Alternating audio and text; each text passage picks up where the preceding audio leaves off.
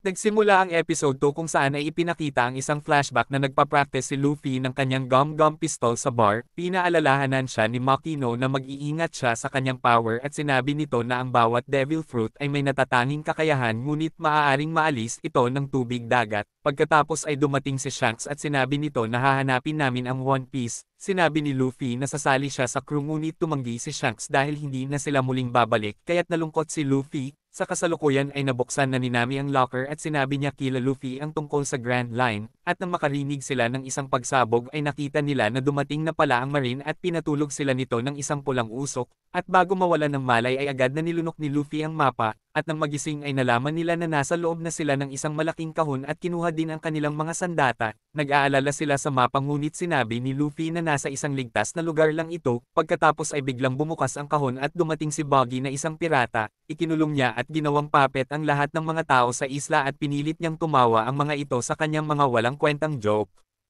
Tinanong niya si Luffy tungkol sa mapa dahil gusto din niya maging isang hari ng mga pirata at kuhanin ang Grand Line map, ngunit biglang inihagis pataas ni Nima ang balanggot ni Luffy at kinuha ni Luffy ito sa pamamagitan ng pagbinat ng napakahaba ng kanyang isang kamay. Tumakas si Nima at laking gulat niya nang makita ang pagkawasak ng isla, pagkatapos ay agad siyang kinuha pabalik ng mga tauhan ni Buggy at dahil ayaw nilang ibigay ang mapa ay sinabi ni Buggy sa kanyang mga tauhan na ilagay sila Nami sa Green Room, at sa Shells Town ay dumating na ang Vice Admiral na si Garp na nakahuli sa hari ng mga pirata na si Gold Roger. Nagyayabang si Morgan sa kanyang kapangyarihan ngunit alam naman ni Garp kung ano ang nangyari at hinanap din niya si Kobe na kanyang pinaghihinalaan. Samantala ay itinali nila si Zoro sa isang board at inilagay nila sa hawla si Nami, ngunit nakita ni Nami ang isang stick na maaari niyang ipambukas sa lock, at naririnig din niya ang mga pagsigaw ni Luffy dahil tinotorture ito ni Buggy sa pamamagitan ng paghatak ng katawan nito. At kahit na nasasaktan na ay nakuha pa ding ngumiti ni Luffy, nakita ni Buggy ang kanyang balanggot at alam niya na kay Shanks ito, magkaibigan pala si Shanks at Buggy at sinabi niyang naiinggit ito sa kanya na hindi naman totoo, pagkatapos ay sinabi niya sa isang matanda na hatakin pa ng husto si Luffy hanggang sa magkapira-pira na ito, ngunit tumanggi ang matanda kaya't ginamit ni Buggy ang isang bata upang hatakin ang katawan at patayin. Sobrang nagalit si Luffy kaya't nang makawala ay ginamitan niya ng kanyang gum-gum pistol si Buggy at tumilapon ang ulo nito sa audience, ngunit muling bumalik ang ulong natanggal ni Buggy sa kanyang katawan, pagkatapos ay sinabi ni Buggy na kumain din siya ng devil fruit na chop-chop fruit at isang sandata ang kanyang katawan, pinatulog niya si Luffy sa pamamagitan ng pagpapausok niya ng pulang usok, samantala habang pinipilit buksan ni Nima ang lock ay biglang dumating si Kabaji, at gusto nitong gumanti kay Zoro dahil si Zoro pala ang pumatay sa kanyang kapatid na lalaki kaya't pinaglaruan niya ito at hinagisan ng kutsilyo. Samantala ay pinatawag ni Garp si Kobe at pinilit niya itong magsalita tungkol sa mga kaibigan nito, wala na siyang choice kaya't sinabi niya na hindi niya sinusuportahan ang mga pirata dahil pangarap talaga niya ang maging isang navy. Pagkatapos ay isang flashback ang ipinakita kung saan ay muling bumalik ang lalaking nanggugulo sa bar, nagalit sa kanya si Luffy at pinalayas niya ito ngunit binitbit siya sa leeg ng lalaki, pagkatapos ay biglang dumating si Shanks at binugbog nila ang mga ito dahil ayaw niyang sinasaktan ang kanyang mga kaibigan, pagkatapos matalo ang mga sigang lalaki ay hindi na nila makita si Luffy. At sa kasalukuyan ay nagising si Luffy na nasa loob siya ng isang tangke na may tumutulong tubig dagat, takot sa tubig dagat si Luffy dahil nawawala ang kanyang kapangyarihan. Kaya't ginamit ni Buggy ang kahinaan niyang ito upang makuha ang mapa. Sinabi ni Buggy na walang darating na kaibigan na magliligtas sa kanya kaya't ibigay na niya ang mapa, at kung ibibigay ni Luffy ay gagawin niya itong bilang kanyang tagasilbi, ngunit tumanggi sa kanya si Luffy kaya't nilakasan na ni Buggy ang tubig ng tangke kaya't umabot na ang tubig sa leeg ni Luffy.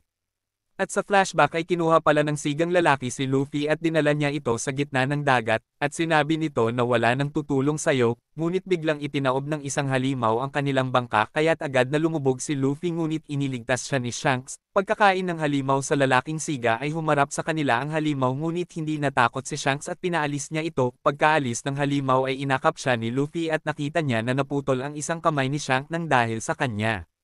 Samantala ay nasa board pa din si Zoro at pinatamaan siya ng kutsilyo ni Kabaji, at sa kabutihan palad ay nabuksan na ni Nami ang lock kaya't sinipa niya si Kabaji at sinakal ito ni Zoro, at habang nalulunod na si Luffy ay inihagis ni Nami ang kanyang stick sa salamin ng tangke kaya't nabasag ito, pagkatapos ay chinap-chap ni Zoro ang katawan ni Buggy ngunit muli na namang nabuo ang katawan ng clown, ginamit ni Buggy ang mga piraso ng kanyang katawan bilang sandatang panlaban sa dalawa. Pagkatapos ay ginamitan siya ng gum-gum pistol ni Luffy kaya't nabutas ang katawan nito ngunit muli na namang bumalik ito. Nakita ni Luffy ang mga kahon sa paligid kaya't sinabi niya kila namin na ilagay ang mga piraso ng katawan ni Buggy sa kahon, kaya't ulo, paa at kamay na lang ang natira kay Buggy. Pagkatapos ay muli siyang ginamitan ni Luffy ng kanyang gum-gum pistol kaya tumilapon ito ng napakalayo. Bago umalis ay hindi niya kinalimutang palayain ang mga taong ikinadena ni Buggy doon, at inakala ng mga ito na gagawin din silang bilanggo ni Luffy ngunit sinabi ni Luffy na kakaiba siya sa mga pirata at wala siyang hininging anumang kapalit. Samantala ay inannounce ni Garp na wawasakin na niya ang pangarap ng mga pirata na gustong pumunta sa Grand Line at tutulungan siya ni Kobe sa kanyang paglalayag. Iginapos din niya si Morgan dahil hindi nagawa nito ang kanyang duty. Binigyan ng mga taga-isla ng ilang tinapay sila Luffy bilang pasasalamat sa kanila, ngunit kumuha lang ng isang piraso si Luffy dahil alam niya na mas higit na kailangan ng mga ito ang pagkain. At sa nakaraan ay ibinigay ni Shanks ang kanyang balanggot kay Luffy at sinabi niya na ito ang aking buong mundo, at ibalik mo na lang sa aking ito pag naging isa ka ng hari ng mga pirata, at naiyak siya nang magpaalam na sa kanya si Shanks. Nabutas ang pinakamamahal niyang balanggot sa paglalaban nila ni Buggy kaya tinahi ito ni Nima dahil alam niya na isang kayamanan ito ni Luffy. Pagkatapos ay may tinawagan si Nima sa isang kwarto at sinabi niya na ako ito, at pwede mo nang sabihin sa kanya na nasa akin na ang mapa. At dito na po nagtatapos ang episode 2 ng One Piece. Huwag mo po kalimutan Lods mag-subscribe, mag-like at i-click ang notification bell para updated ka sa susunod na magagandang mga Tagalog movie recap. Maraming salamat sa panonood mo Lods, God bless.